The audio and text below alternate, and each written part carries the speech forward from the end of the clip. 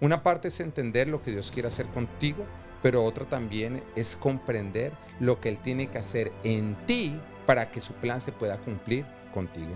Todo talento, don que Dios ha puesto en una persona, lo puso ahí pensando en el propósito que Él quiere cumplir a través de esa persona. Wow.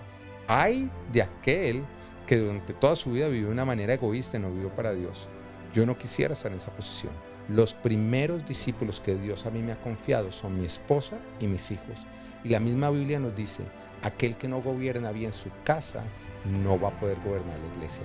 Si a ti te está tocando rebelarte contra tus autoridades porque tú tienes la razón, tú eres un rebelde, y eso es encender un fuego extraño.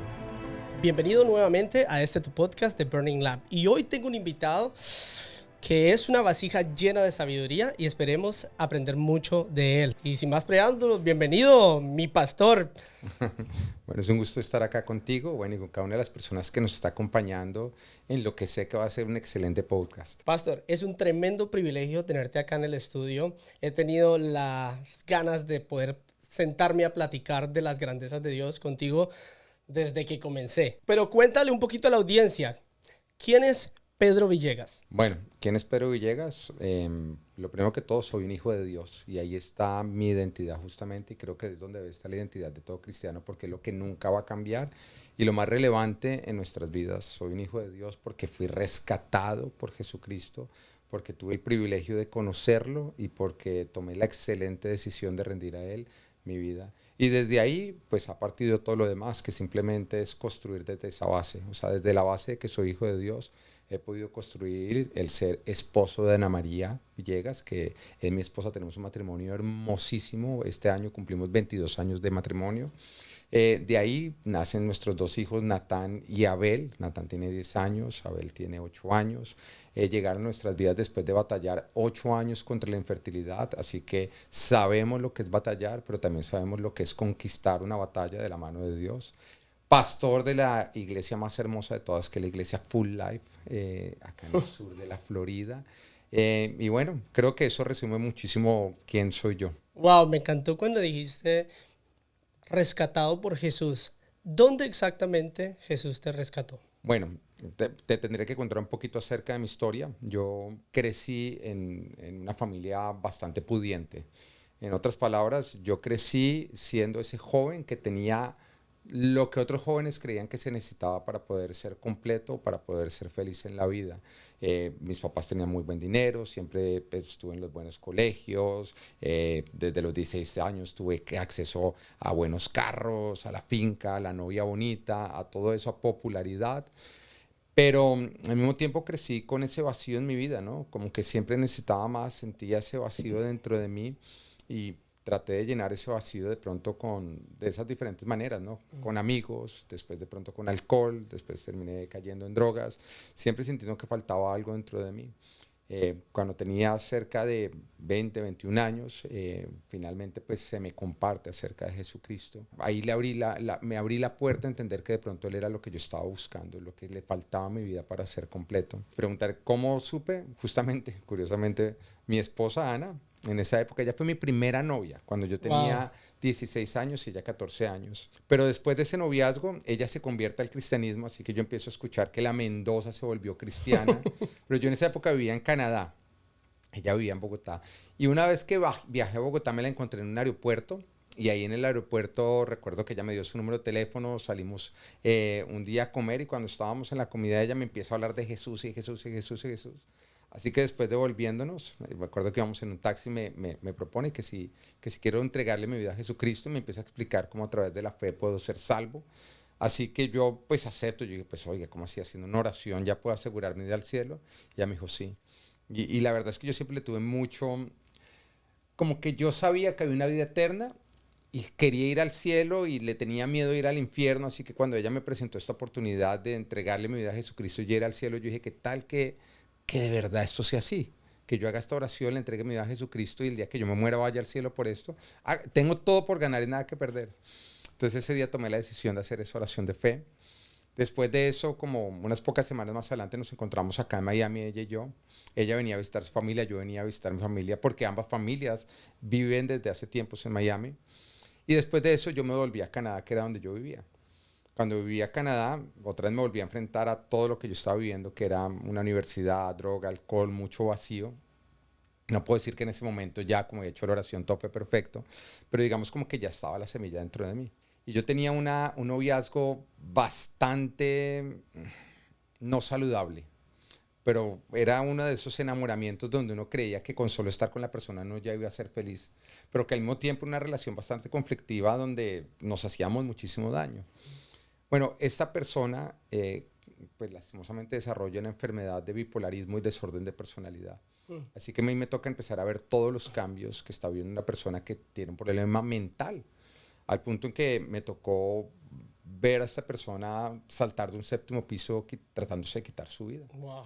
En esa oportunidad yo salí corriendo cuando le vi a ella saltar y le alcancé a agarrar del tobillo cayendo. Y después de un forcejeo, digamos, estoy haciendo como muy rápida la historia porque tiene muchos más detalles. Finalmente logré subirla, llegó la policía, se la llevaron a un centro psiquiátrico. Y digamos como que en ese punto yo me acordé justamente de esto, me acordé de Jesús. Y al no encontrar respuesta alguna porque los doctores decían que no había ninguna solución para esta persona, decidí ir a la iglesia, pero ahora con un corazón muy abierto, muy necesitado de Jesús. Y ahí creo que justamente fue donde ocurrió ese rescate. Recuerdo que ese día entré a la iglesia, estaba en el servicio, y por alguna razón yo pude percibir que todas las personas que estaban en ese lugar eran hijos de Dios. Pero yo pude entender que yo no era un hijo de Dios y que no merecía ser un hijo de Dios. Así que recuerdo que le dije a Dios, en ese momento hice una oración, le dije, Señor, yo sé que todos estos son tus hijos, yo sé que no soy tu hijo, yo sé que no merezco ser tu hijo, pero si me permite ser tu hijo, me gustaría saberlo hoy. Y tengo esta persona que está pasando por esta situación, sí, necesito tu ayuda. Y recuerdo que en ese momento el pastor llamó al frente, pasen al frente que quiero orar por ustedes. Y pasaron todas las personas al frente. Yo pasé, pero fui el último en llegar y ya no había cupo alrededor como del altar, ¿no? Entonces yo me quedé como atrás, fue el único que me quedé atrás. Y empieza el pastor a orar por cada una de estas personas y cuando les ponía la mano, las personas se caían al piso. Wow. Entonces yo dije, uy, pero yo no creo en esto, yo no me voy a caer. Pero mi necesidad me hizo esperar, así que él terminó de orar por todas las personas, me puso a mí en la mitad y cuando me pone la mano, en ese instante literalmente empecé a sentir agua helada correr dentro de mí. Agua helada correr dentro de mí y en ese momento el pastor empezó a profetizarme, a decirme todo lo que me estaba pasando y me dijo, tú eres el milagro de la noche, va a haber un cambio muy grande en tu vida, muchas personas van a llegar a los pies del Señor a través tuyo y en cuanto a la persona que está pasando por esta situación, Dios te va a usar para romper esa cadena de maldición en su vida. Tú eres el milagro de la noche. Recuerdo que fue tan impresionante cuando terminó de hablar, vino una líder a preguntarme si tenía preguntas y yo dije, no, yo nada más me quiero ir de acá, de este lugar. Pero sobre todo por la sensación de agua helada corriendo dentro de mí. Así que salí prácticamente corriendo para mi casa y en el camino seguía sintiendo el agua helada corriendo dentro de mí. Y ahí entendí que era el Espíritu Santo. Wow. Entendí que era el Espíritu Santo que me estaba buscando. Esa noche llegué a mi casa y me escribí una carta porque a los 8 días había bautizo. Entonces, como diciendo, Pedro, te quiero pedir que dentro de 8 días te bautices. Y a los 8 días fui, me bauticé y ahí empezó todo mi caminar con Jesús. Más adelante terminó ocurriendo pues que esta persona fue sanada, actualmente no se toma ninguna pastilla ni nada, o sea, Dios la sanó. Y bueno, ella lógicamente siguió su camino, está casada con otra persona, tiene 3 hijos, pero ahí empezó Dios a hablarme acerca del plan que tenía para mi vida. Entendí que cuando Dios nos alcanza, no solamente nos alcanza, no, dice la Biblia que Él nos creó para una obra que Él diseñó de antemano para nosotros. Entonces ahí entendí que no solamente era ser alcanzado, no, ahora había una misión, había un propósito de vida. Y desde entonces he venido viviendo ese propósito de vida, que Él me ha venido no solamente mostrando cuál es el propósito, sino preparándome para dicho propósito. Wow, excelente. Sí, creo que de eso quería. El Espíritu Santo ya está hablando porque ese es el tema de hoy, enfocado en Efesios 2, del 8 al 10, creo que es, que fuimos salvos por gracia a través de la fe, no por obras para que nadie se jacte, y que Dios nos hizo hechura nueva para buenas obras que Él dispuso de antemano, ¿no? Pero qué excelente testimonio. Entonces creo que como que el Señor mostró ahí que esa fuente de agua en la que saciaba su corazón estaba rota. Bueno, Yo creo que más que eso yo pienso en la historia de la mujer samaritana que había intentado llenar su vida a través del sexo, ¿no? Porque nos dice que era una mujer que prácticamente se había casado con todo el pueblo, ¿no? Y lo único que ella había logrado cambiar era su reputación. Y que la arruinó por completo. Entonces Jesús llega y le dice, mira, si sigues bebiendo de ese agua, pero refiriéndose al pecado, pues nunca te vas a saciar.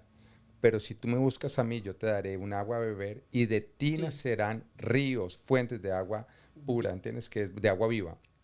Y creo que justamente fue lo que me pasó. Yo intenté llenarme en el mundo y tuve acceso al mundo. Tuve acceso al pecado, tuve acceso a lujos y a diferentes cosas y siempre andaba vacío. Y finalmente creo que ese día que empezó a correr agua dentro de mí, el Señor me dijo, esto sí te va a llenar, esto sí te va a saciar. Y es el Espíritu Santo dentro de mí. Y desde entonces soy un enloquecido de amor por el Espíritu Santo. El Espíritu Santo de Dios es Dios en la tierra, ¿entiendes? El Padre y Jesús están en el cielo, el Espíritu Santo de Dios está en la tierra para habitar con nosotros, en nosotros, sobre nosotros, para hacer vida a través nuestro y con nosotros. Y Él quiere una relación íntima con nosotros. Y desde entonces he sido un enloquecido de todos los días levantarme a buscarlo y encontrarlo y conocerlo más. Porque mejor, Él es el Dios eterno. Nos va a tomar toda la 100%. eternidad terminar de conocerlo a Él. Wow, me reflejo tanto en tu testimonio porque de igual manera yo nací en una familia que era llena de libertinaje. Mis papás toda la vida dueños de discotecas. Mis papás llegaron a tener prostíbulos en algún tiempo. Mi papá tenía una barra show de mujeres que bailaban en tubo. Wow. Imagínate. Y entonces yo crezco en eso y de mi juventud a los 13 años me regalan mi primer prostituta. Una vida llena de libertinaje y pecado. Pero recuerdo que me entregué a esas pasiones para llenar ese vacío que era en mi corazón. Pero como mi conciencia me acusaba, me volví ateo. Y dije, para callar la conciencia, ¿no? Para cauterizar la Para conciencia. cauterizarle, decirle, no hay Dios, no hay un estándar moral, entonces puedo vivir la vida como yo quiera. Pero al final de cuentas, en la pandemia, después de pasar una relación donde destruyó mi relación con mi familia, terminó solo y me doy cuenta que estoy vacío. Estoy vacío con la necesidad de llenar mi corazón. Y en la pandemia, muriéndome casi en un apartamento solo porque mi familia no sabía dónde estaba, me hablan de Jesús, me llevan a una iglesia por primera vez y la segunda vez voy a Full Life. Y desde ahí nunca me fui. Y el Señor no me salvó instantáneamente porque yo no recuerdo el momento en el que fui salvo.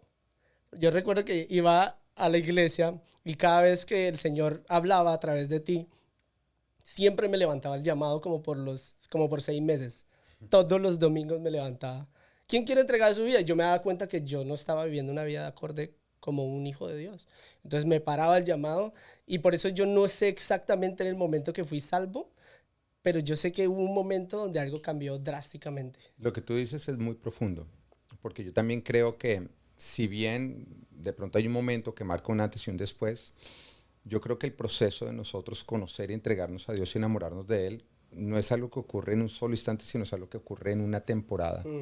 Eh, es muy común que ocurra eso, que Dios aproveche los momentos de soledad de nosotros, porque es donde tiene nuestra total atención, ¿no?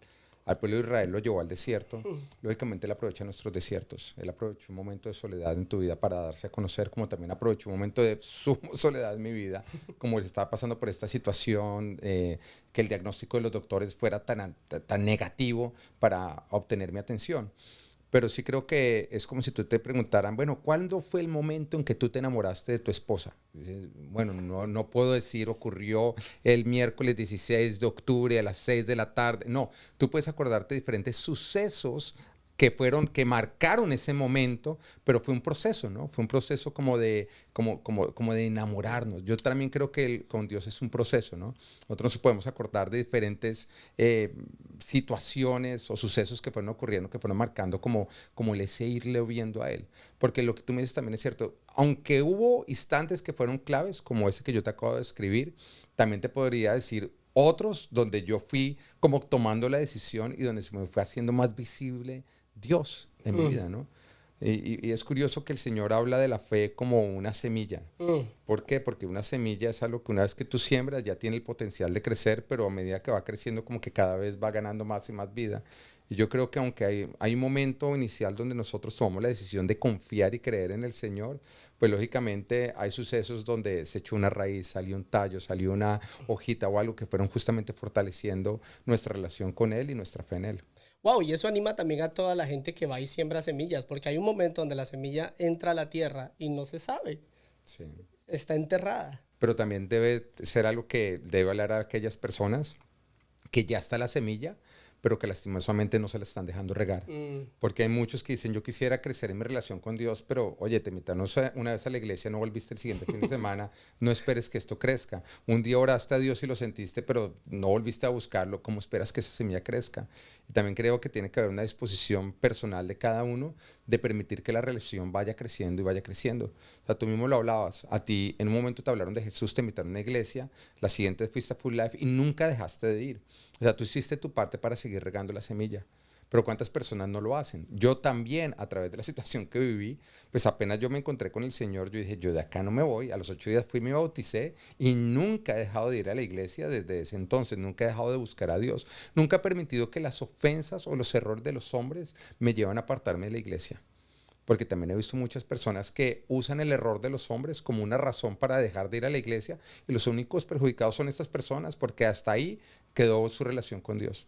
Es imposible que una persona se deje de congregar y su relación con Dios crezca. En el momento en que una persona se deja de congregar, su relación con Dios empieza a decaer y lastimosamente esas personas empiezan a desarrollar muchas doctrinas engañosas donde ellos son los únicos que no se están dando cuenta que su relación con Dios o ya murió o está muriendo. 100%, sí, porque como es una relación, ¿no? La relación necesita caminar juntos y es lo mismo con nuestra esposa. Si no pasamos con ella, ¿qué relación vamos a estar cultivando? Sí, mira, yo me he encontrado que las personas que se dejan de congregar por cualquier razón, sin darse cuenta, creen seguir a Jesús, pero ya no es Jesús el que están siguiendo un falso Jesús. Y la Biblia dice, ¿no? Que vendrán falsos cristos. Vendrán falsos cristos. Y muchas veces cuando creemos que falsos cristos, asumimos que son personas, ¿no? No nos damos cuenta que son espíritus. Una persona puede estar siguiendo un falso Cristo, un espíritu equivocado. Wow, impresionante. Pero bueno, Jesús te rescata, te da propósito e identidad. Y la pregunta es, ¿para qué? Bueno, es entender eso. Creo que muchas personas cuando se encuentran con Dios, lo que dicen es, bueno, Señor, este es el plan que tengo, ven para apoyarlo. Y por esa razón nunca desarrollan nada. Porque Jesús mismo lo dijo, quien quiera ser mi discípulo, que se niegue a sí mismo, que tome su cruz y me siga todos los días, ¿no? Entonces, yo tuve la actitud correcta, que fue en ese instante rendirme completamente a Él, entender que había descubierto lo más hermoso en mi vida, que era a Dios, porque ya se me hizo real. Y en lugar de yo traerle planes a Él, yo le dije a Él, hey, ¿para qué me tienes? O sea, nunca los planes de un ser humano van a estar por encima de los planes de Dios, ¿entiendes? O sea, veámoslo, ¿no? O sea, cómo los planes de Dios, el creador del cielo y la tierra, la sabiduría completa, cómo aquella persona que está por encima de nosotros va a tener unos planes que están por debajo de los nuestros, ¿no? Entonces, la verdad es que ahí sí, desde el principio yo le dije, creí que mi vida iba a hacer esto, pero la desecho, ¿qué tienes para mí? Y entendí que si Él me había rescatado es porque Él tenía un plan para mi vida. Y ahí Dios me empezó a hablar, acerca de mi propósito de vida, me empezó a hablar acerca del reino de los cielos, de cómo hay un propósito de alcanzar a todas las personas que están perdidas, cómo a través de Jesús, que Jesús es el único camino para ir al Padre. O sea, toda persona que no le entrega su vida a Jesucristo va a ir al infierno. Entonces el Señor me empieza a hablar de cómo Él me quiere a mi parte de todo esto, justamente ser un instrumento suyo para traer a otros a su salvación. Y me empieza a hablar acerca de que voy a ser pastor, me empieza a hablar acerca de que me voy a casar con Ana María, me empieza a hablar acerca de que va a tener 2 hijos, y me empieza a hablar acerca de todo lo que he podido venir experimentando. Entonces, una parte es entender lo que Dios quiere hacer contigo, pero otra también es comprender lo que Él tiene que hacer en ti para que su plan se pueda cumplir contigo. A lo que me refiero es que te cuenta que Dios llama al gordito y le dice, tú vas a correr maratones, ¿no? Entonces le dice, ¿de verdad? Y al otro día sale a correr maratones y murió de un ataque cardíaco. No, espérese. O sea, Dios te va a llamar para algo que tú en este momento no podrías lograr. Entonces viene un proceso de preparación. Y ahí comprendí eso, que Dios me iba a preparar para aquello que me estaba llamando, porque sin preparación yo sería el gordito corriendo maratones. O sea, iba a terminar con un paro cardíaco. Y el proceso de preparación es un proceso de disciplina, que es discipulado. Y no es el más grato de todos, pero sí produce algo bueno en todos. 100%. Entonces ahí me rendí a él, empecé a pasar por diferentes aprendizajes. Bueno, y al día de hoy sigo pasando por diferentes aprendizajes porque sé que mi llamado todavía es más grande de lo que estoy viviendo. Por lo tanto, tengo que ser desarrollado más de lo que actualmente he sido desarrollado. Yo siempre que hablo con una persona le digo, mira, para cuando tú entras al reino de los cielos, te das cuenta que la película no se trata de ti. Que muchas veces nosotros nacemos, vemos todo en primera persona y pensamos que el papel principal de la película de esta vida soy yo. Sí. Y llegamos a Cristo y nos damos cuenta que el estelar es Él, Dios. Y nosotros somos parte de su plan maestro, su gran plan, que es tener una relación eterna con nosotros. ¿Necesitaba tenerla? No. Ya Él era Dios en su plenitud, ¿no? Pero Él quería. Y como pecamos, ahora somos parte de regresar a ese plan original. ¿Por qué? Saber, ¿por qué Dios crees que te escogió para servir? No, yo creo que todo aquel que llama, lo llama justamente para servir. Y él lo dice justamente que fuimos, que somos hechura de Dios, creados para obras que él dispuso de antemano. O sea, cuando tú creas algo, tú lo desarrollas con un propósito. A lo que me refiero es que, digamos, cuando Steve Jobs creó el iPhone o el primero, ¿cómo es que se llamaba? El iPod, ¿no? El iPod, sí. O sea, lo creó para un propósito. ¿Cuál es el propósito que va a venir a cumplir? Bueno, el propósito es tener música, es hacerlo más cómodo, es que las personas puedan tener ahí su teléfono, sus fotos y todo juntas. Había un propósito. Pero es como si en ese momento el iPhone o el iPod decidieran más bien funcionar para, no sé, para hacer una piedra de tejo. O sea, van a perderse su propósito porque no buscaron o no se permitieron que aquel que les creó les explicara aquello para lo que fueron creados. De la misma manera, cuando Dios a nosotros nos alcanza y nos da vida eterna y nos permite conocerlos, pues hay una razón, hay una función, hay un propósito para el cual Él lo está haciendo.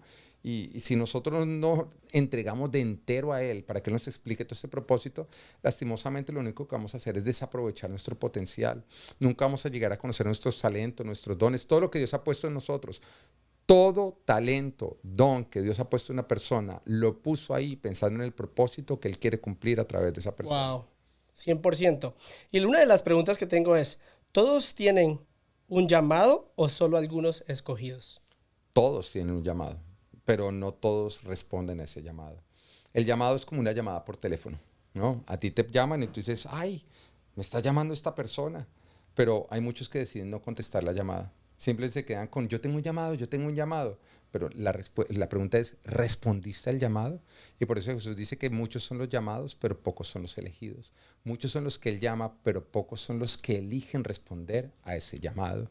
Entonces sí, yo creo que Dios a todos nos quiere llamar, pero lastimosamente no todos están dispuestos a responder ese llamado, porque responder al llamado de Dios requiere que tú te niegues a sí mismo, que tú mueras a tu vida sin Dios, que tú mueras a tu egoísmo y tú decidas vivir de lleno para Dios. Wow, sí, ¿no? Nos ve a nosotros como una herramienta para una función en específica. Pero las cosas de las herramientas de este mundo pues no tienen voluntad propia, pero nosotros sí. Entonces tenemos que desechar nuestra voluntad a fin de quedarnos en la mano del carpintero y que él pueda hacer la obra maestra, ¿no? Pues esa ha sido justamente la dualidad que ha tenido el hombre desde el principio, ¿no? Uno dice, ¿para qué Dios creó el árbol del conocimiento del bien y el mal, el fruto prohibido y el árbol de la vida? ¿Por qué Dios más bien, si Dios sabía que Adán y Eva iban a comer de ese árbol, ¿para qué lo creó, no? Pues justamente porque nos dio la capacidad de elegir. Dios no quería robots. Si Dios no nos daba la posibilidad de ir lejos de Él, nosotros no podíamos elegir estar con Él. Y por lo tanto, Dios lo que nos dio fue la capacidad de elegir. Y lastimosamente el hombre decidió elegir el plan sin Dios, que fue el pecado. Y al día de hoy, todo lo que es que uno le compartan de Jesucristo, uno comparta de Jesucristo, es encontrarnos exactamente en la misma cena, donde nosotros decidimos elegir la vida con Dios o la vida sin Dios. Y todo el que elija la vida sin Dios, lastimosamente se está condenando. Se está condenando a no solamente vivir esta vida apartado de Dios, sino vivir la eternidad sin Dios, que es lo que conocemos como infierno. Yo creo que todo ser humano, cuando se le comparte el Evangelio, se enfrenta al mismo escenario en el que estuvieron Adán y Eva cuando estuvieron frente a la serpiente, donde Adán y Eva tuvieron que elegir, ok, árbol de la vida, mi vida con Dios, conocimiento del bien, árbol del conocimiento del bien y del mal, mi vida independiente de Dios. Y ellos decidieron creerle la vida independiente de Dios porque les hacía promesas. porque les decía, no, mira, esto es deseable, vas a ser como Dios, se te va a abrir el entendimiento, y un montón de promesas que terminaron simplemente produciendo ruina en sus vidas, falsas promesas. Y es lo mismo que ocurre actualmente para cada persona cuando justamente se enfrenta al Evangelio. Y creo que esa es de las preguntas que más recibimos nosotros cada vez que un video se va viral o algo. Y entonces, si ya Dios nos hizo para pecar, Él es el culpable por habernos hecho libres y con la capacidad de pecar. Pero tú dijiste algo impresionante, o sea, Dios nos hizo libres y para tomar una decisión. Y el amor es una decisión. Entonces, Él no quería una relación de robot, Él quería una relación de amor. Pero decidimos no amarlo. Exacto. Lo contrario del amor es el control. Y el control es justamente cuando tú no dejas que otros elijan, sino tú eliges por ellos. Dios no nos controla, Dios nos ama. Por lo tanto, nos da a nosotros la libertad de elegirlo a Él. Ahora, una persona que decide vivir esta vida sin tener en cuenta a Dios, es una persona, porque muchos dicen, bueno, pero si la persona no es cristiana, pero es buena, cuando muere va al cielo o al infierno. Y esa es una excelente pregunta, pero respondámosla, ¿no? ¿La persona es buena de acuerdo al estándar de qué? ¿A qué estándar? Porque hay diferentes estándares. Acá en la tierra hay diferentes estándares. Por ejemplo, en Estados Unidos, si tú le das una cerveza a una persona que tiene 18 años, tú te vas para la cárcel porque le estás dando alcohol a un menor. Pero, por ejemplo, en Colombia, no, tú le das una cerveza a alguien que tiene 18 años, ya se considera mayor de edad, eso no es ningún delito. Pero hay países en que tú le das una cerveza a alguien de 60 años y te vas a la cárcel porque el alcohol es completamente ilegal. Eso quiere decir que en la propia tierra hay diferentes estándares de lo que es correcto o incorrecto. Entonces, cuando decimos que una persona es buena, la pregunta es, ¿de acuerdo al estándar de qué? De acá abajo. Porque el estándar de acá de la tierra es, si tú no le haces un gran daño a nadie, tú eres considerado alguien bueno.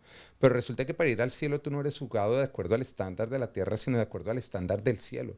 Y el estándar del cielo es que la paga del pecado, todo el que haya pecado, pues lastimosamente merece muerte. Y muerte es separación eterna de Dios. Así que cuando lo vamos a ver, pues, ¿quién en esta vida ha vivido sin pecar?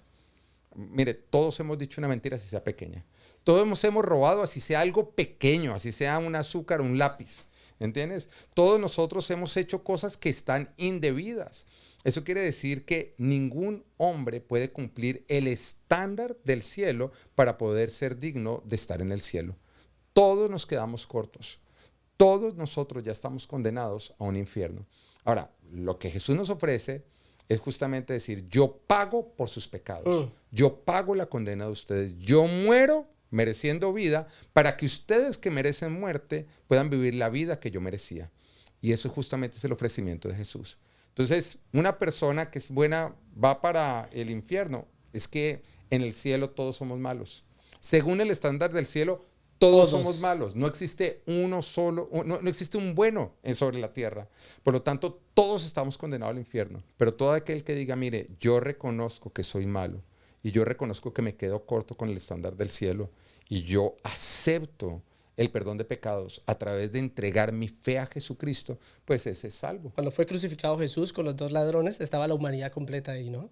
Los dos culpables, uno reconoció y el otro no. Exacto, ninguno de los, no se nos habla cuál de los dos era más malvado. No, eso no fue importante. Puede ser que el más bueno fuera el que no quiso arrepentirse.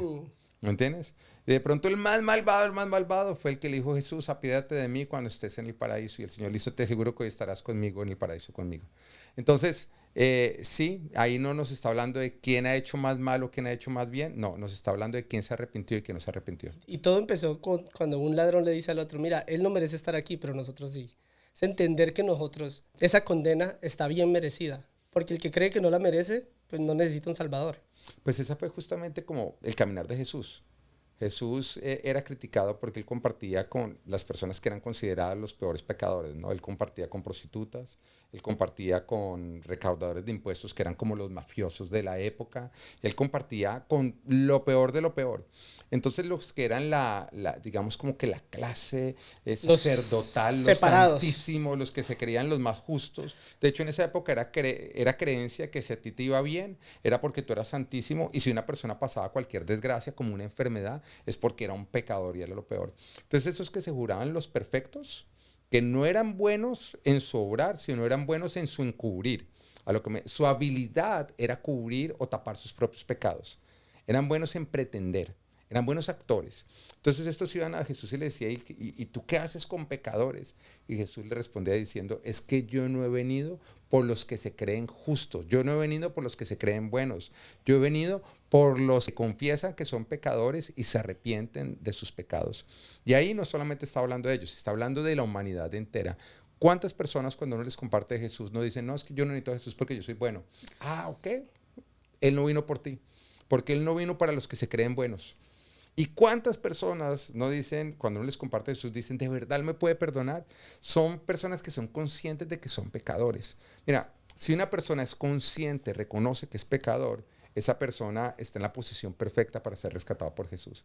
Pero cuando una persona se cree que es buena por sus propias obras, esa persona está lejos de ser rescatada por Jesús. Y esas mismas personas son las que determinan, no, este no merece ser salvado. Por ejemplo, a mí me impactó tanto el testimonio de este psicópata caníbal, ¿no? Jeffrey Dahmer. ¿No escuchaste todo eso? Y llega al final de su historia en la cárcel, donde supuestamente él se arrepintió, se bautizó y todo. Y mucha gente dice, no, yo creo que esa persona no es salva porque no tenía la capacidad de ser salvo, ya que sus pecados eran muy grandes, que hizo canibalismo, violaba personas, y hizo unas atrocidades acá en Estados Unidos grandísimas. Pero en realidad, ¿esa persona tiene la capacidad de ser salva?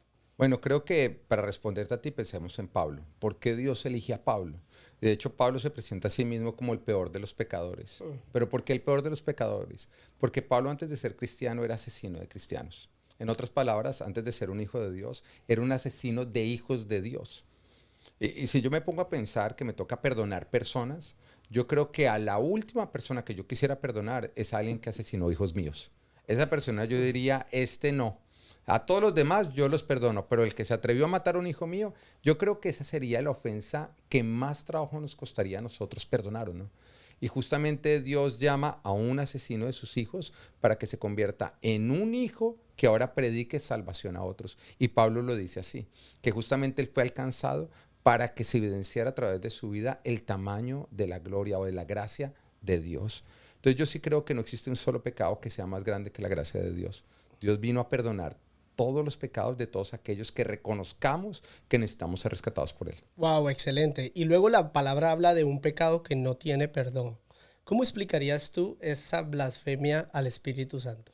Bueno, yo creo que ese es uno de los temas más controversiales que encontramos, donde muchas personas pueden decir que todo aquel que haya ofendido al Espíritu Santo como tal, entonces ya no merece perdón. Yo en mi caso creo que acá lo que nos está hablando, y si miramos, eso ocurre justamente cuando Jesús está obrando en milagros, está predicando, el Espíritu Santo de Dios está bastante visible en todas las personas, y a pesar de esto, personas que lo están experimentando le atribuyen todos esos milagros a Satanás. Están diciendo, no, es que este expulsa a los demonios en nombre de Belcebú. En otras palabras, le estaban atribuyendo todo lo que el Espíritu Santo de Dios estaba haciendo, se lo estaban atribuyendo al diablo. Y en ese caso Jesús llega y dice, todo se les va a perdonar menos esto. Yo creo que alguien que ha visto los milagros de Dios, que el Espíritu Santo de Dios ha hablado a su vida, se ha tratado de revelar o ha tratado de revelar a Jesús de múltiples maneras a su vida, y esa persona todavía endurezca su corazón al punto de atribuirle al diablo todos esos milagros, pues ya es una persona que está escogiendo justamente una condenación, porque ya es alguien que a pesar de que lo vio todo, decidió endurecer su corazón. Yo pienso en eso como por ejemplo el faraón. El faraón, porque el faraón vio señales que ninguno de nosotros ha visto. Y a pesar de eso, endureció su corazón para no obedecer la voz de Dios. Entonces yo creo que justamente eso se refiere con el pecado que no tiene perdón. Y no es como un instante, ¿no? Es una perpetua decisión de rechazo. Sí. Mejor dicho, alguien que se le ha profetizado, ha visto milagros frente a él, ha visto el mover del Espíritu Santo y todavía resiste a entregar su vida a Jesucristo, ¿cómo esa persona va a esperar llegar a la puerta del cielo y entrar? Cuando fue una persona que lo vio todo y rechazó a Dios en vida. O sea, es alguien que no tiene disculpa. ¿Entiendes a lo que me refiero? Entonces yo creo que ahí Dios está diciendo, alguien que se enfrenta a todo esto y todavía quiere endurecer su corazón, está escogiendo condenación. Y una de las tareas principales de Dios en la tierra a través del Espíritu Santo es llevarnos a convicción de pecado, ¿no? Y aquel que rechaza cada obra del Espíritu Santo en él, ¿cómo llegará a un arrepentimiento? No, no podría. Yo creo que justamente fue alguien que tuvo la oportunidad de convertirse a través del arrepentimiento y la fe y decidió no hacerlo. Un tiempo en mi vida yo me pregunté si había hecho eso. Porque tantas veces uno ve mucho mover del Espíritu Santo y hace comentarios fuera del lugar, ¿no? Por fuera, una persona que no es creyente, así como yo. Yo muchas veces me recuerdo un día que mi hermana empezó a ir a la iglesia y con este pastor de ella, y ella me sentó con él y yo era ateo. Y yo lo quería convencer a él de que dejara de creer en Dios. Ahora me doy cuenta lo bruto que está. Y cómo una persona sabe si ha hecho eso. No, yo creo que si tú estás con Jesús y tú crees en Jesús y tú vives para Jesús, tú simplemente no lo has hecho. Yo pienso que una persona que lo hace es una persona que al final de su vida, a pesar de todo lo que vio o todo el obrar del Espíritu Santo de Dios, decidió negarse a entregarle su vida a Jesucristo. Yo no creo que la salvación es algo que simplemente ocurre en un instante en tu vida, sino que se define al final de tu vida. Porque también nos habla de muchos que después terminan es como que arrepintiéndose y viviendo, y también eso es algo que nos pone a pensar a todos. Pero también la misma palabra nos dice a nosotros que aquel que se mantenga firme hasta el fin será salvo. Entonces yo sí creo que a lo largo de nuestra vida pueden haber sucesos en los cuales nosotros nos resistimos a Dios. Pero eso no va a ser la palabra final. La palabra final es cómo tú terminas tu vida. ¿Terminaste tu vida rendido a Dios o terminaste tu vida resistiendo a Dios? Pablo nos habla que la ley es el estándar que nos lleva a darnos cuenta dónde estamos frente a un Dios justo, ¿no?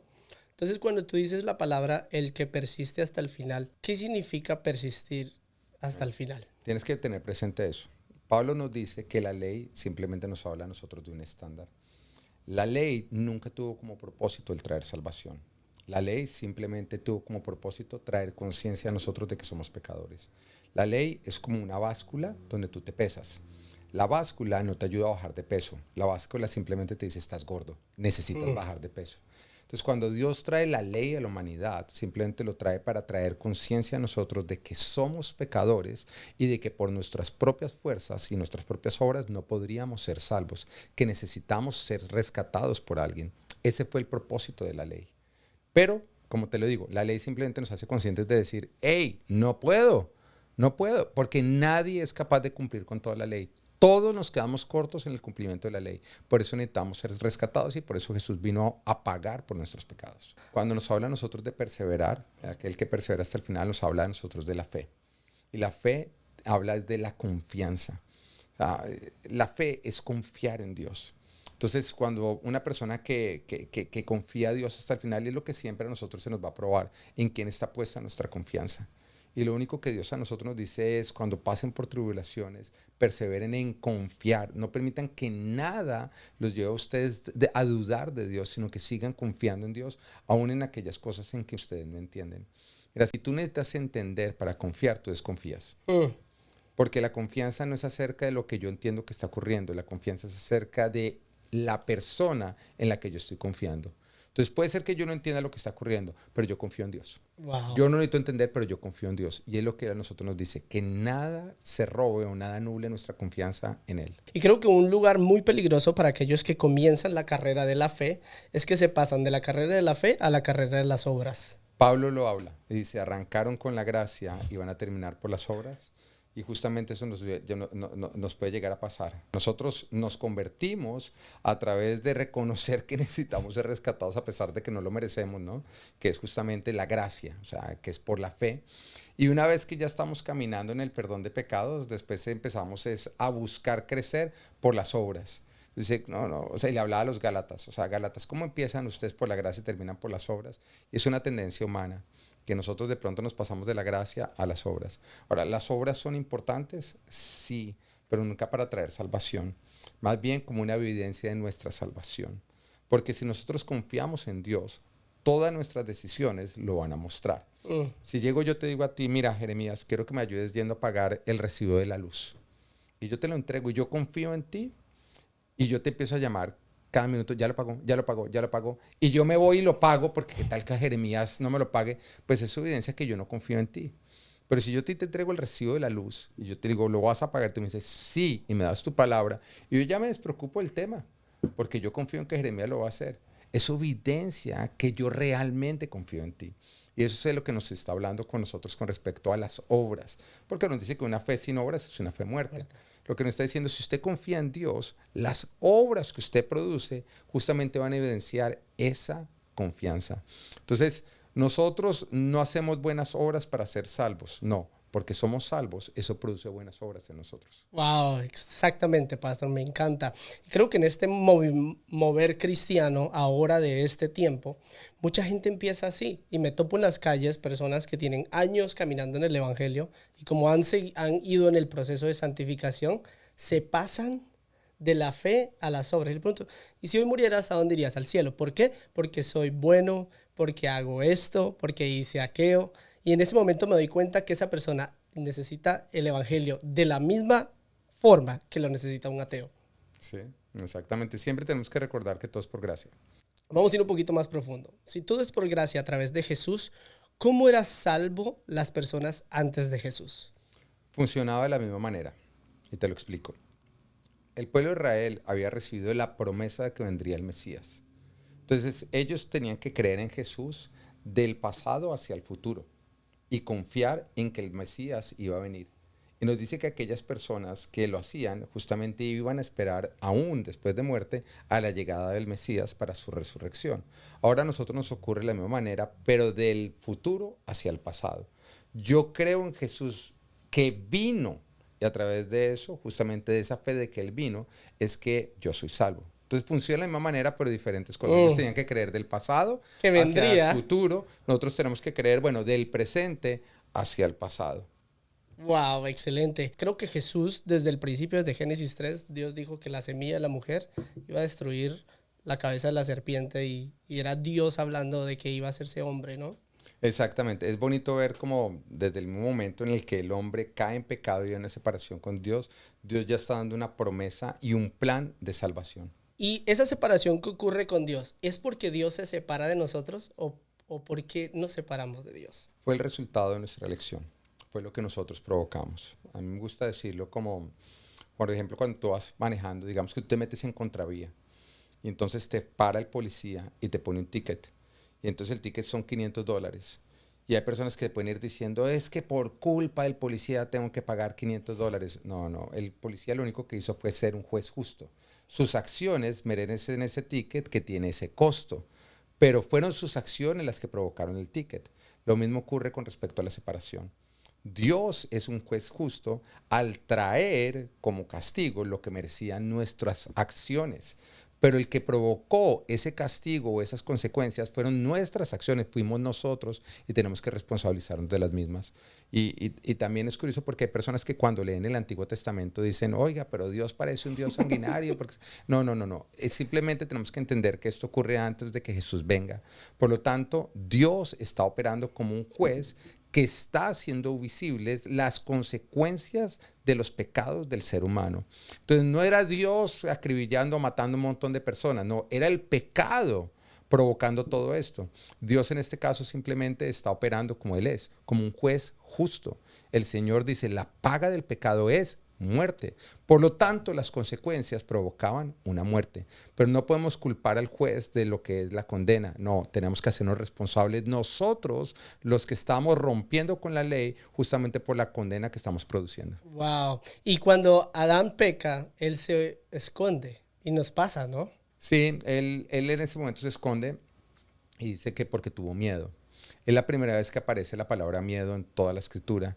Y justamente nos deja ver que el miedo es una manifestación de nosotros sentirnos lejos de Dios. Por primera vez, Adán se sintió lejos de Dios, por lo tanto tuvo miedo. Y pensémoslo nosotros cuando éramos niños pequeños. Nosotros teníamos miedo cuando nos sentíamos lejos de nuestros papás. Entonces de pronto nos levantábamos en medio de la noche con miedo, pero salíamos corriendo al cuarto de los papás y en el instante que entramos al cuarto y nos percatábamos de la presencia de nuestros padres, ¿qué pasaba con el miedo? Desaparecía. De hecho, si nos metíamos dentro de su cama y ellos nos abrazaban y podíamos sentir de manera física su presencia, ya no iba a haber miedo, porque estaba la presencia de papá. Lo mismo ocurre con el miedo de nosotros. El miedo es sentirnos lejos de Dios y el pecado justamente causa distancia de Dios. Pero cuando nosotros a través del perdón de pecados por Jesús o a través de Jesús, pues podemos estar otra vez en presencia de Dios, pues ya tenemos cómo derrotar el miedo. La presencia de Dios derrota el miedo en nosotros. Este mundo está separado de Dios. ¿Qué tan importante es el llamado de cada uno de nosotros que venimos a Cristo para que esa separación se quite? 100%. O sea, 100%. Mira, Dios nos rescató a nosotros usando la iglesia.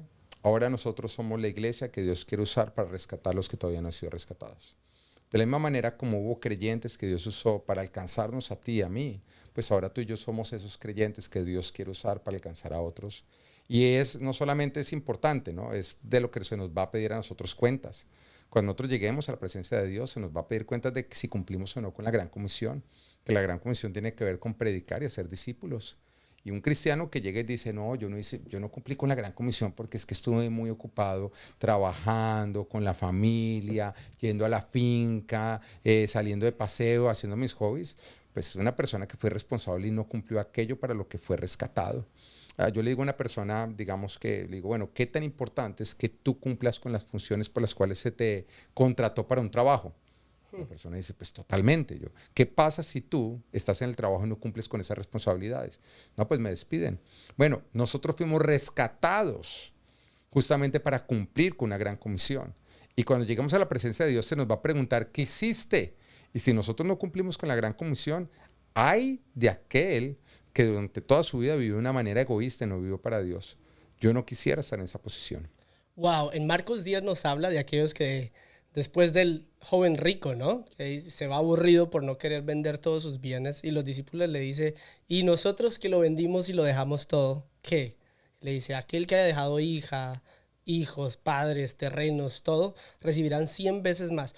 ¿Cómo uno puede tener ese balance de no perder su familia por ir por el ministerio?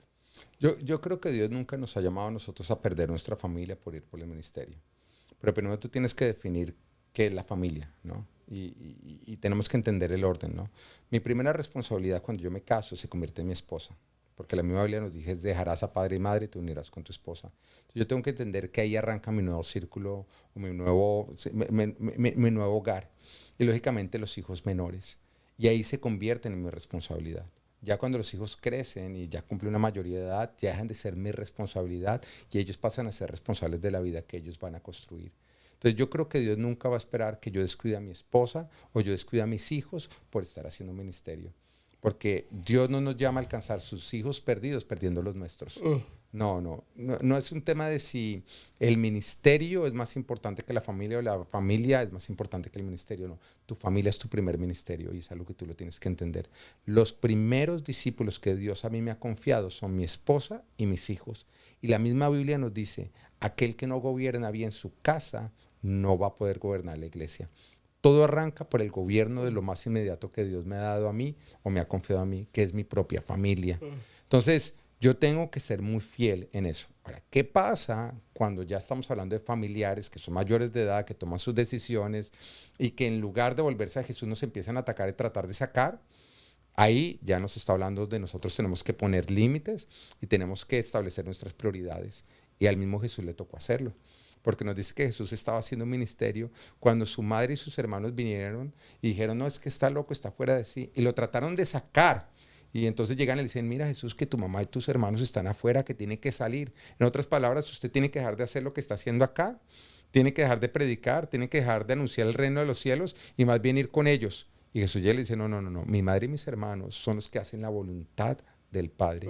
Y él ahí estableció sus prioridades. Su madre y sus hermanos ya eran mayores de edad. No era su responsabilidad. Por lo tanto, cada uno de ellos iba a ser responsable de la decisión que iban a tomar en cuanto a creer o no creer a Dios, en cuanto a vivir o no vivir para Dios. Pero el Señor se estaba manteniendo, pues no estaba permitiendo que la necedad de otros lo llevaran a ser a él necio. Y justamente eso es lo que nosotros nos está hablando. Nosotros vamos a enfrentar persecución por parte de nuestros familiares que no son creyentes. por parte de nuestros familiares que están resistiendo a Dios. Pero ahí tenemos que establecer muy bien nuestras prioridades y entender que el que ellos estén siendo irresponsables o tomando malas decisiones con respecto a su salvación no nos puede llevar a nosotros a abandonar nuestro llamado, sino que tenemos que estarlo haciendo. Y también confiando en que Dios va a estar obrando en sus propias vidas. Y creo que muchas veces esa persecución es, eso estás haciéndolo por deseo propio. Y la pregunta es, ¿cómo diferencias entre un deseo personal o una asignación de Dios? ¿Cómo diferencias entre un deseo personal o una asignación de Dios? Bueno, yo creo que la voluntad de Dios es buena, agradable y perfecta. Por lo tanto, cuando yo entiendo lo que Dios tiene para mí, y sobre todo cuando lo empiezo a oír, porque hay veces que no entendemos, ¿no? O sea, te lo explico. Cuando Dios me llamó a ser pastor, primero yo arranqué siendo pastor de jóvenes. Pero cuando a mí dijeron ser pastor de jóvenes, uy, a mí me dio una pereza. Yo dije, no, quejarte era pastorear jóvenes. Pero le creí a Dios, confié, entré y me encantó pastorear jóvenes. Amo los jóvenes. Me di cuenta que era algo agradable. Y puede pasar muchas veces que cuando Dios te habla de un llamado o algo que tiene para ti, antes de hacerlo tú digas, uy, no, qué pereza. Confía en Dios, entre porque su voluntad es buena, agradable y perfecta. Cuando usted la empieza a vivir, va a ser agradable para usted. O sea, nunca te vas a sentir más realizado que cuando vives para aquello para lo que fuiste creado. Siempre ahí está la realización. Entonces, entender que la voluntad de Dios es buena, agradable y perfecta. Ahora, ¿cuándo podemos entender o diferenciar entre esto Dios me está llamando, esto es un capricho? Bueno, los caprichos normalmente están por fuera de nuestros talentos, están por fuera de nuestros dones, ¿no? Es como la persona que dice, no, es que yo quiero ser parte de la alabanza, pero resulta que cuando canta, la gente cree que está matando gatos, ¿no? Hermano, o sea, ahí no hay talento, ahí no hay eso. También como cuando es por fuera de lo que tus autoridades te están diciendo, ahí ya se convierte más bien en un capricho porque Dios va a usar a tus autoridades para confirmar.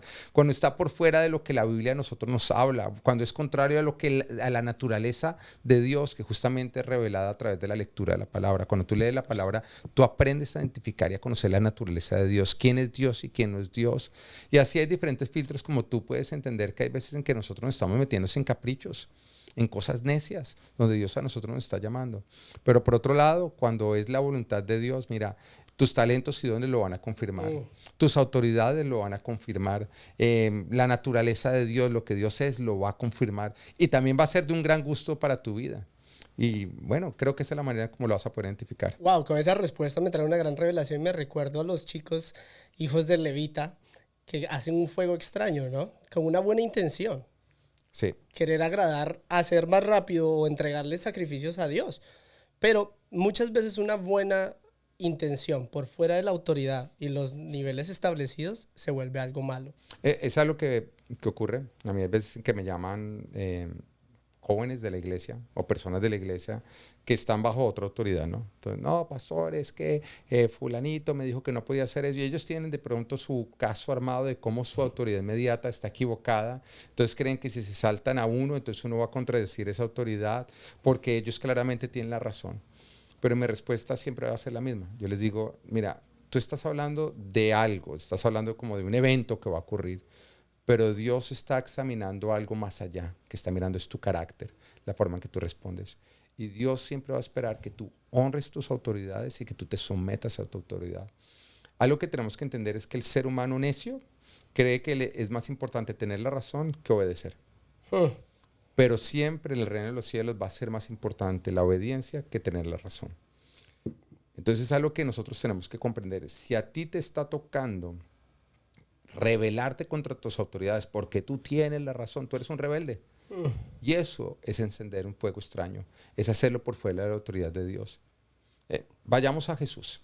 Jesús tiene 12 años, está en el templo y nos dice que en ese instante le están haciendo preguntas y él está haciendo preguntas a las personas del templo, ¿no? A los 12 años era justamente de donde se miraba si el niño tenía un llamado, ¿no? Y justamente era por las preguntas que el niño hacía y por las preguntas o por la forma que respondía a las preguntas, como ya se les decía, este va a ser, mejor dicho, es un futuro escriba, este es un futuro rabí para que entrara. Y él estaba en ese lugar donde la gente ya estaba impresionada por las respuestas que él estaba teniendo.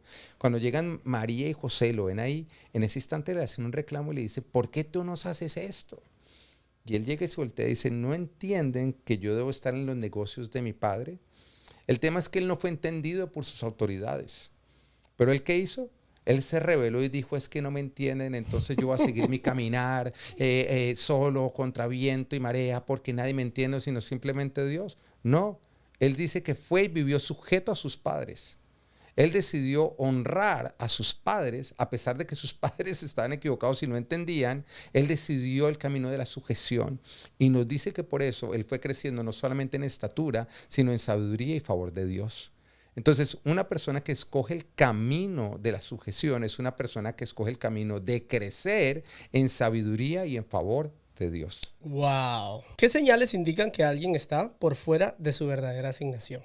Una persona está por fuera de su asignación, evidentemente, si está por fuera de lo que la palabra de Dios dice, si no está bajo autoridad o está poniendo autoridad Mickey Mouse, ¿no? Porque hay algunos que lo que buscan es buscar, o sea, es como tener una autoridad Mickey Mouse que ni siquiera es autoridad de su vida, pero simplemente como para decir cómo cumplí con el checkmark. No, no, no, no.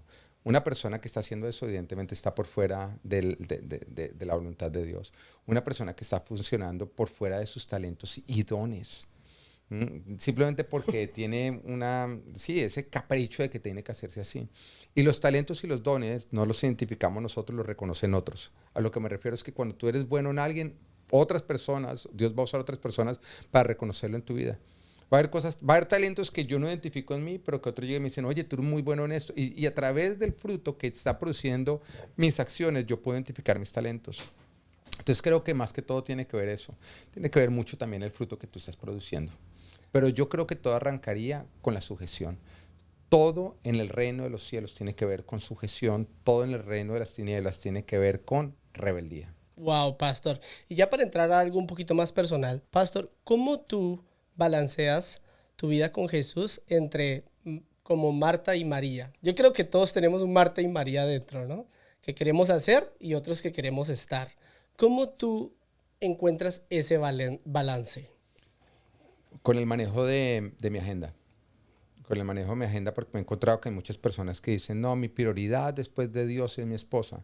Pero vamos a mirar su agenda y no está pasando tiempo con su esposa.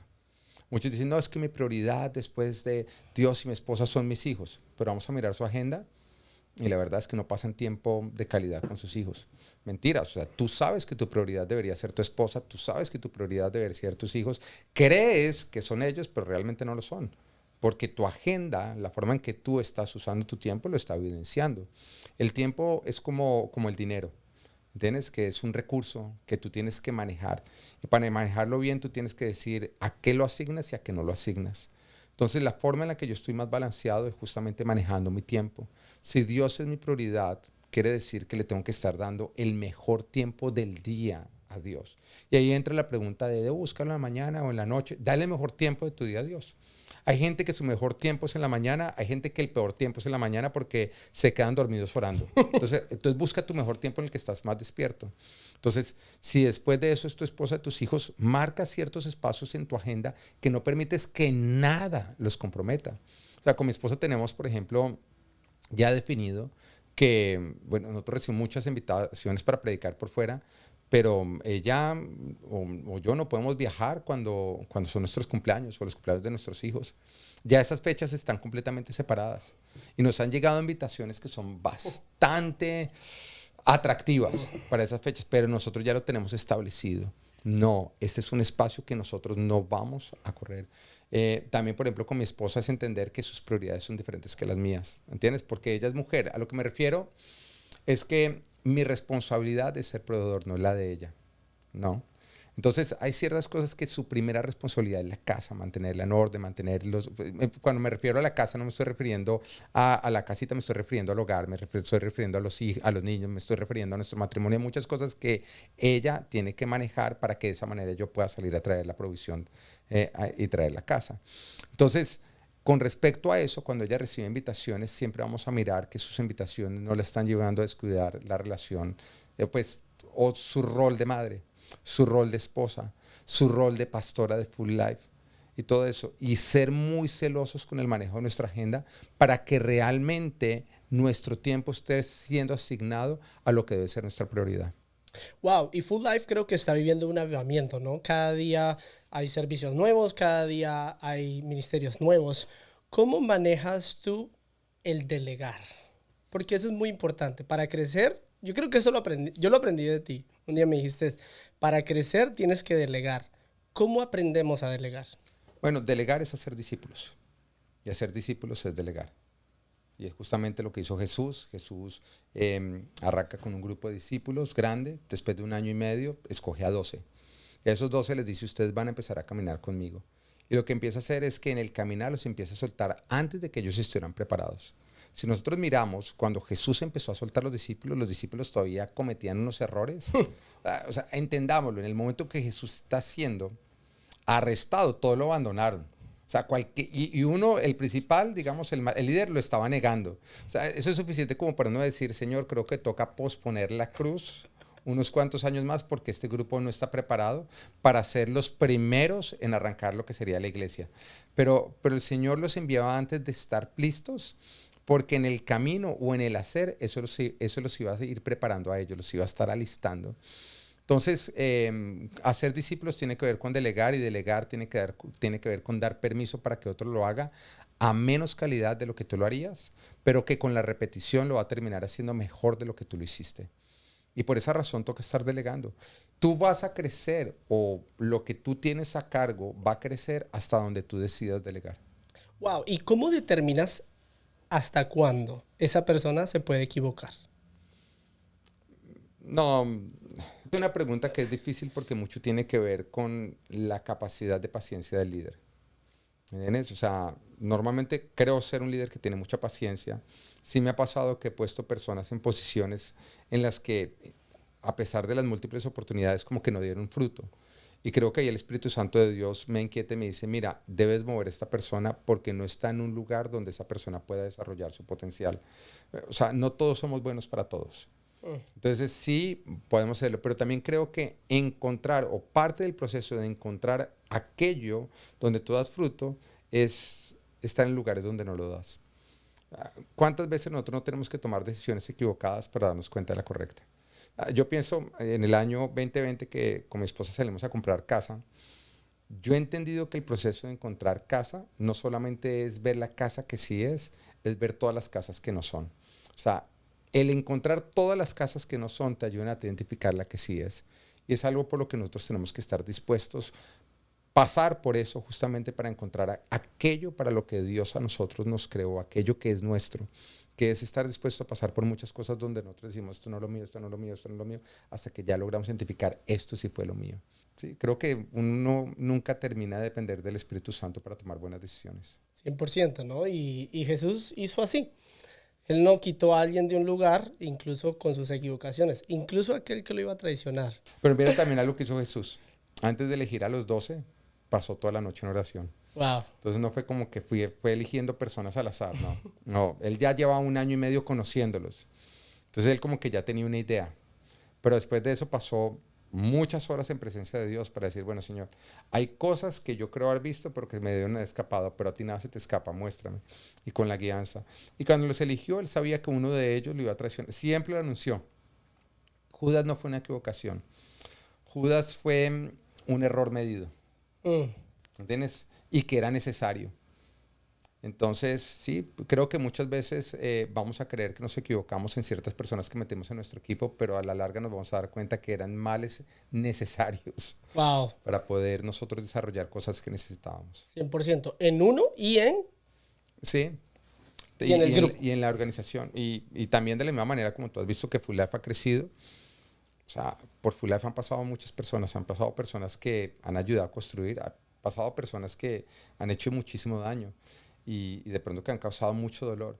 Pero cuando miramos esas personas que causaron mucho dolor, aunque sus intenciones no fueran buenas, mira, cuando Dios las saca y todo eso termina produciendo un montón de cosas buenas en todos nosotros. Entonces yo sí creo que hay muchos males que Dios permite por, por mayores bienes que quiere traer a nuestra vida, ¿no? Todo obra para el bien de los que amamos a Dios. Amén. Aquellos que fuimos llamados conforme a su propósito. Si pudieras darle un consejo ya para terminar a esa persona que nos está viendo.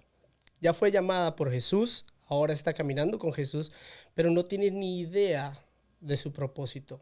¿Qué consejo le darías? Cuando hablamos de propósito, hablamos como de algo que yo voy a alcanzar en el futuro, cuando es algo que tú tienes que empezar a vivir desde el momento en el que tú le entregas tu vida a Jesucristo. sea, tu propósito ya, desde ya tú lo puedes empezar a cumplir. Lo que pasa es que va creciendo, va aumentando, ¿no? Y Dios te va poniendo en diferentes niveles. Pero desde ya se tiene que vivir. Cuando el Señor llamó a Pedro, le dijo, ven, sígueme y te haré un pescador de hombres.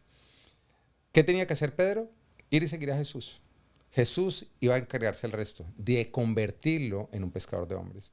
Hay muchos que cuando Dios les dice, ven y sígueme, que yo te haré un pescador de hombres, lo que salen es a meterse en un curso para convertirse en pescadores de hombres, empiezan a esforzarse en convertirse en pastores de hombres y hacen todo menos seguir a Jesús. En otras palabras, se ponen a hacer lo que le toca a Jesús y dejan de hacer lo que Dios les dijo a ellos que tenían que hacer. Tu parte es, ven y sígueme y deja que Dios se encargue de todo lo demás.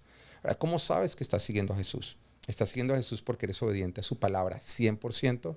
Estás siguiendo a Jesús porque eres 100% sujeto a las autoridades que Él ha puesto sobre tu vida. Entonces, tu parte en este momento es simplemente ser una persona sujeta.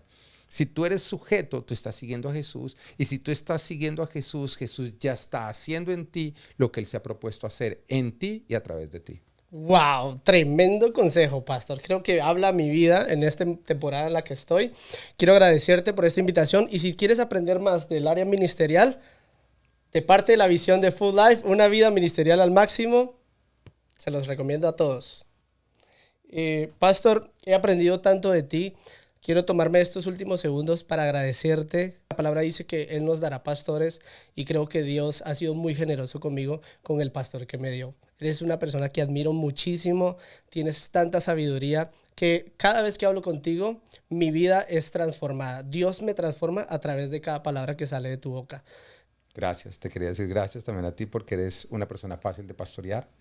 Es sencillo pastorearte porque soy una persona sujeta y también he podido ver la forma en la que Dios te usa. Y me encantan tus videos, me encanta todo lo que haces y sé que simplemente es el inicio de lo que Dios quiere hacer a través tuyo.